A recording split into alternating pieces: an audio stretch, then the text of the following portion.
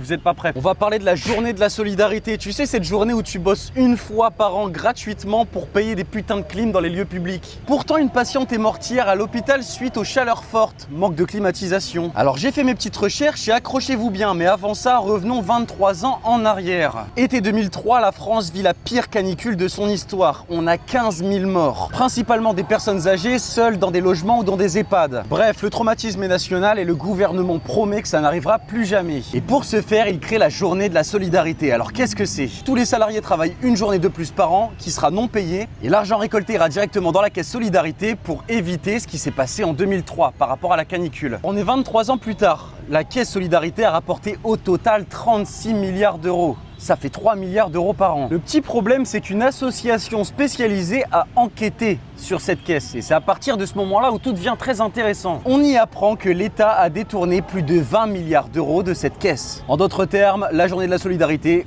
tu bosses pour l'État. Merci tout le monde devient fonctionnaire finalement. C'est cool. Résultat, en 2026, soit 23 ans plus tard, je tiens à le rappeler, les EHPAD ne sont pas climatisés, les hôpitaux ne sont pas climatisés et les écoles non plus. On se fout pas un peu de notre gueule par hasard? On est en 2026 et des gens meurent encore suite aux chaleurs fortes dans les lieux publics. Et qui est-ce que ça étonne vraiment quand on sait que l'argent est détourné par l'État?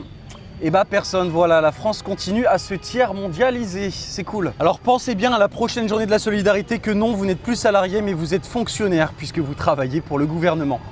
N'hésite pas à t'abonner au canal Telegram dans la bio.